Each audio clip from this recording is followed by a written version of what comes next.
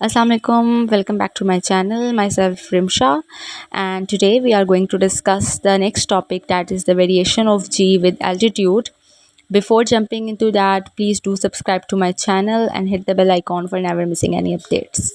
अच्छा बच्चों, जी की वैल्यू का हाइट के ऊपर क्या इफ़ेक्ट पड़ेगा उसको जानने के लिए हम सबसे पहले एक ऑब्जेक्ट ले लेंगे जो अर्थ के सरफेस से एक सर्टेन हाइट पे होगा। ठीक है, उस ऑब्जेक्ट का अर्थ के सरफेस पे जो डिस्टेंस होगा वो h होगा। ठीक है, वहाँ तक का डिस्टेंस h होगा।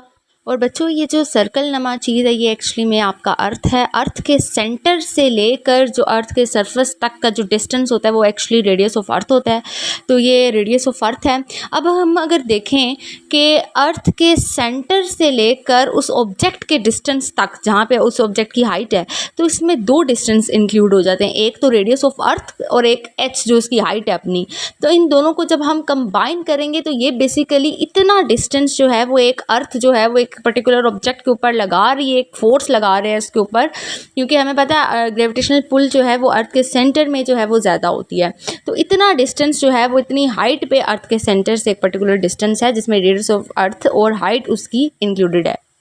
अच्छा बच्चों, अब जो ग्रेविटेशनल फील्ड स्ट्रेंथ का फॉर्मूला है वो भी मॉडिफाई होगा, क्योंकि लास्ट टाइम जब हमने ये फॉर्मूला ड्राइव किया था तो उस टाइम पे जो ऑब्जेक्ट था वो अर्थ के सरफेस के ऊपर था। अब ऑब्जेक्ट जो है वो एक पर्टिकुलर हाइट के ऊपर है, तो अब ज़री बात है उसकी हाइट में दो डिस्टेंस इंक्लूड हो जाते हैं, तो ज़री बात है उसका फॉर्मूला भी मॉडिफाई होगा। तो उसको अब हम देखते हैं। जब ऑब्जेक्ट अर्थ के सरफेस पे पड़ा हुआ था तो उस टाइम पे ग्रेविटेशनल फील्ड स्ट्रेंथ का जो फॉर्मूला था वो था small g is equal to capital G M over R square.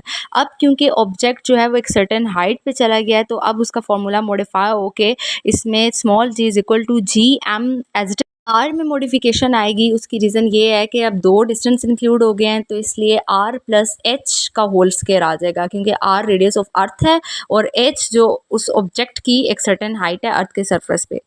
इस इक्वेशन को अब हम इक्वेशन नंबर 2 का नाम देंगे और इक्वेशन नंबर 1 से अब हमने कैपिटल जी एम की वैल्यू निकालनी है। तो आर स्केयर यहाँ पे डिवाइड हो रहा है, उधर जाके मल्टीप्लाई हो जाएगा, तो जी एम किसके इक्वल आ जाएगा, small G into R square के इक्वल आ जाएगा। अब ये वाली वैल्यू हम इक्वेशन नंबर 2 में पुट करेंगे, जी एम की जगह small G R square substitute करेंगे, तो अब हमारे पास इक्वेशन 2 मॉडिफाइड फॉर्म में आ जाएगी। Small G is equal to small G R square over R plus H का होल स्केयर। ये इक्वेशन अब हमें ये बताती है कि जैसे जैसे हम अगर अर्थ से दूर जाते जाएंगे, एक सर्टेन हाइट पे अगर हम चले जाते हैं, तो वैसे वैसे जो ग्रेविटी का पुल है वो कम होता जाएगा। तो सेंटर ऑफ अर्थ से अगर हम दूर जाएंगे तो जी की वैल्यू डिक्रीज़ होगी। ठीक हो गया, मतलब ग्रेविटेशनल फील्ड स्ट्रेंथ जो है वो कम हो जाएगी, उसकी जो स्ट्रेंथ है वो कम हो जाएगी, क्योंकि हाइट के साथ इसका जो है वो एक इन्वर्स रिलेशन है। अगर हम जैसे जैसे आगे जाते जाएंगे, हाइट पे जाते जाएंगे, वैसे वैसे जी की वैल्यू डिक्रीज़ होती जाएगी। जी की वैल्यू में चेंज सिर्फ हम उसी वक्त नोटिस कर सकते हैं अगर हम एक बहुत ज़्यादा मैग्नीट्यूड से जो है वो एक बहुत ज़्यादा डिस्टेंस पे चले जाएं। अगर हम कम मैग्नीट्यूड से जा रहे हैं किसी डिस्टेंस पर, तो फिर वो जी की वैल्यू में कोई ख़ास फ़र्क हमें नज़र नहीं आएगा। अच्छा, अब अगला जो हमारा टॉपिक है वो ग्रेविटेशनल फील्ड लाइंस के ऊपर है। ये दो तरह से होती है, एक आउटसाइड द स्फीयर और इनसाइड द स्फीयर फील्ड को देखा जाता है, फील्ड लाइंस को देखा जाता है। अब हम यहाँ पे अर्थ को एज अ यूनिफॉर्म स्फीयर लेकर चलेंगे ताकि हम अपनी कैलकुलेशन आसान कर सकें। तो यहाँ पे वो बता रहा है कि अर्थ को हम एज अ यूनिफॉर्म स्फीयर लेंगे। आउटसाइड द स्फीयर यहाँ पे फील्ड इस तरीके से एक्ट करती है कि सारा का सारा मैस इसका सेंटर पे लाई कर है, अर्थ के सेंटर पे लाई कर है, just like the point mass. Point mass भी यही होता है कि जिसका सारा का सारा मैस जो है वो एक सिंगल पॉइंट पे एग्जिस्ट करे, दैट इज़ द सेंटर।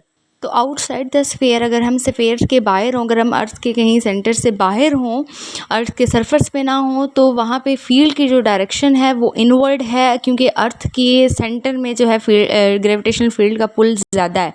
तो अगर हम अर्थ से दूर जाते जाएंगे तो उस टाइम पे ग्रेविटेशनल फील्ड स्ट्रेंथ जो है वो कम हो जाएगी। ये इन्वर्स स्क्वायर लॉ को ओबे करती है। इन्वर्स स्क्वायर लॉ का मतलब ये है कि अगर डिस्टेंस 2 के फैक्टर से इंक्रीज़ होता है तो फील्ड जो फोर्स है वो 4 के फैक्टर से डिक्रीज़ करेगी।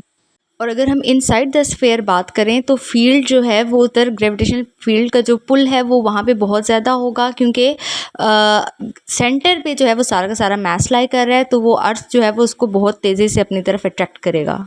तो अगर हम अर्थ के सरफेस में हों या अर्थ के सरफेस की तरफ जाते जाएं तो वहाँ पे ग्रेविटी का पुल ज़्यादा होता जाएगा, या अगर कोई ऐसा मैस जो कि अर्थ के रेडियस की विसिनिटी में है तो वहाँ पे ग्रेविटी का पुल ज़्यादा है, ग्रेविटेशनल फील्ड स्ट्रेंथ वहाँ पे बहुत ज़्यादा है inside the sphere. So that's it for today. Hope you liked the video. Please do subscribe to my channel. See you in the next video.